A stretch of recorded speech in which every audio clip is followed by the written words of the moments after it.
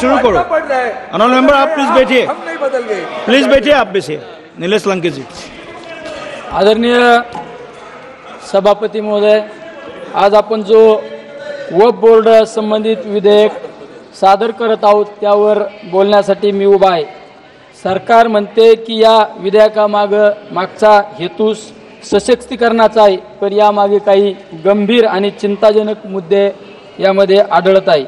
हे विधेयक पाहिल्यानंतर असे वाटते की वक्फ बोर्डाच्या मालमत्तावर नियंत्रण मिळवण्याचा प्रयत्न सुरू आहे की काय। सशक्तीकरणाच्या नावाखाली संस्थेला कमजोर करण्याचा धोका या ठिकाणी दिसतोय। सभापती महोदय, आपण सत्तेत आलो तेव्हा छत्रपती शिवराय महाराजांचे नाव घेतले, पण सत्ता मिळाल्यानंतर त्यांच्या विचारांना सोडून चाललो आहोत, हे दुर्दैव आहे। शिवराय हे तलवार चालवणारे फक्त योद्धे नव्हते, ते सर्व धर्मांना समान वागणूक देणारे, लोकशाही मूल्य जपणारे राजे होते। त्यांनी समाज, धर्म, पंथ, जात, भाषा न पाहता सगळ्यांना सोबत घेतलं। त्यांनी माणूस पाहिला आणि माणुसकीला जागवला। म्हणून मला आठवती ही लहानशी कविता, शिवरायांचा विचार, सर्व धर्मांना मान दिला, प्रत्येकाला सन्मान दिला, सर्व धर्मांना मान दिला, प्रत्येकाला सन्मान दिला, जातीपातीचा नको भेद, साऱ्यांना दिला एकच वेद, जातीपातीचा नको भेद, साऱ्यांना दिला एकच वेद, न्याय करूया धैर्य अपार, असाच होता शिवरायांचा विचार, न्याय करूया धैर्य अपार, असाच होता शिवरायांचा विचार। सभापती महोदय, या विधेयकात असं म्हटलं जातं की वक्फ बोर्ड सशक्त करायचं आहे, पण प्रत्यक्षात त्यांचे अधिकार सरकारकडे हस्तांतरित होत आहे। देशभरात वक्फ बोर्डाकडे सुमारे 9.4 लाख एकर जमीन आहे, त्याची अंदाजे किंमत 1.2 लाख कोटी रुपये आहे। प्रश्न इतकाच आहे, हे वक्फ बोर्डाचं सशक्तीकरण आहे की त्यावर ताबा मिळवण्याचा डाव। अध्यक्ष महोदय, मी या निमित्ताने काही ठोस मुद्दे मी आपणासमोर मांडत आहो। वक्फ बोर्डाचे अधिकार कमी न करता योग्य बदल करून त्यामध्ये सुसूत्रता आणण्याचा प्रयत्न करावे।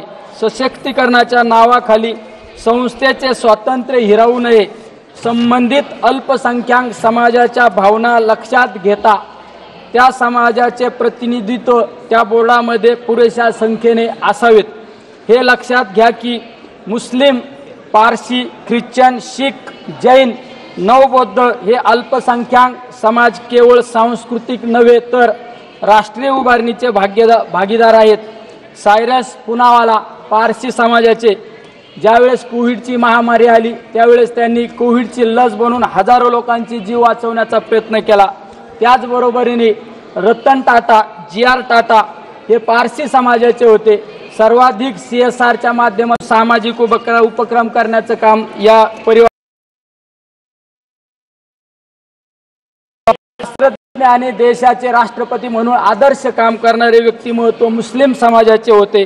अजिम प्रेमजी विप्रो कंपनीचे मालक आणि त्यांनी सर्वाधिक CSR सामाजिक कामासाठी खर्च केलेला आहे। त्याचबरोबरीने मदर टेरेसा ख्रिश्चन समाजाच्या कुष्ठरोग्यांसाठी आपलं जीवनाचं शेवटच्या क्षणापर्यंत कुष्ठरोग्यांची सेवा करण्याचं काम आमच्या मदर टेरेसांनी केलं, त्या एका ख्रिश्चन समाजाच्या। शहीद भगतसिंग शीख समाजाचे, देशासाठी हसत हसत बलिदान देणारे आमचे भगतसिंग।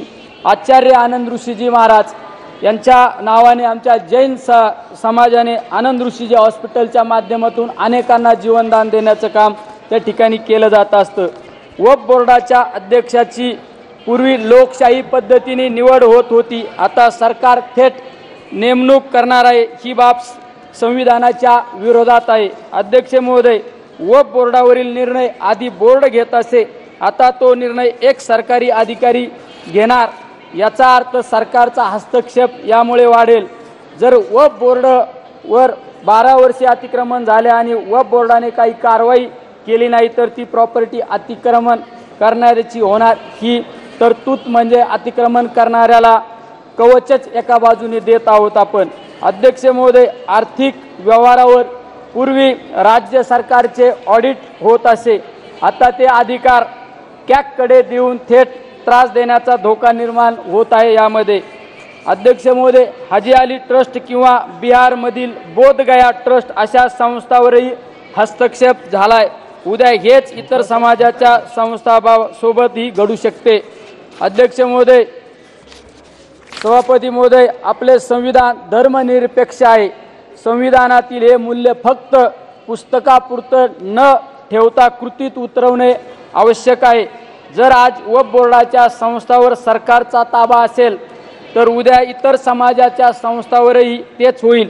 ही लोकशाहीला छेद देणारी प्रक्रिया आहे. भारत ही विविधतेत एकता जपणारी संस्कृती आहे. मंदिरात घंटा आणि मस्जिदेत अजान एकाच शेजारी ऐकायला मिळते. हेच भारत आहे आणि हेच आपल्याला जपायचे आहे. आज जर आपण गप्प बसलो तर उद्या एक एक संस्था, एक एक आवाज, एक एक विचार संस्थात्मक मार्गाने संपवले जातील. अध्यक्ष महोदय, एका कवीच्या ओळी मी आपणासमोर मांडतो. स्वतःसाठी नको सर्वांसाठी लढा, हा विचार आहे शिवरायांचा धडा. स्वतःसाठी नको सर्वांसाठी लढा, हा विचार आहे शिवरायांचा धडा. घेऊ नको सत्ता फक्त नावाला, सत्ता असावी सेवा जनतेच्या भावाला. घेऊ नको सत्ता फक्त नावाला, सत्ता असावी सेवा जनतेच्या भावाला. सभापती महोदय, मी सत्तेला नव्हे समाजाला उत्तरदायी आहे आणि जो समाजाच्या भावना समजून घेत नाही त्याला इतिहास कधीच माफ करत नाही. आज महात्मा गांधींची भजन मला या ठिकाणी आठवत आहे. रघुपती राघव राजा राम, पतित पावन सीताराम. रघुपती राघव राजा राम, पतित पावन सीताराम. ईश्वर अल्लाह तेरो नाम, सबको सम्मती दे भगवान. म्हणून माझी सरकारकडे विनंती आहे की या विधेयकाला निर्णय घेताना फक्त कायदे, फायदे किंवा मालमत्ता न पाहता जनतेच्या भावना, संविधानाचे मूल्य आणि छत्रपती शिवरायांचे सर्वसमावेशक विचार ध्यानात ठेवा. जय शिवराय.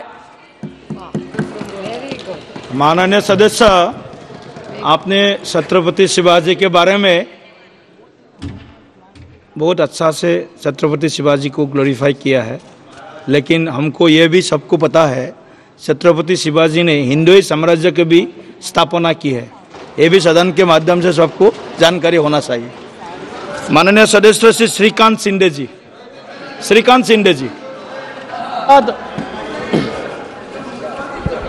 सभापति महोदय कि आपने मुझे इस बहुत ही महत्वपूर्ण बिल पर बोलने का अवसर दिया.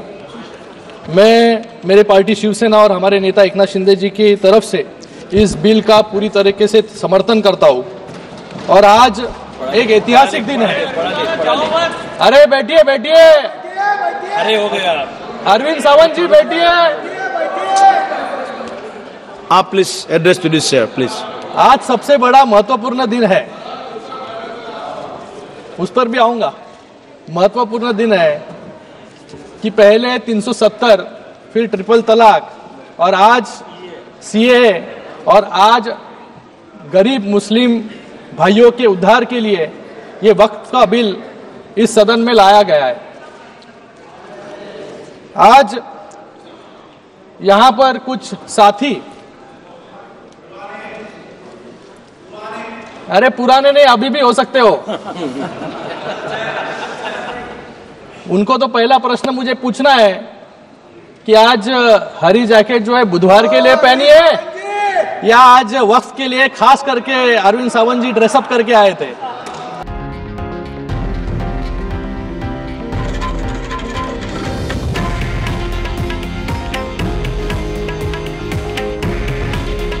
हे आहे देशातील नंबर 1 न्यूज नेटवर्क आणि आपण पाहत आहात TV9 मराठी. काळजी तुमची, हित महाराष्ट्राचं.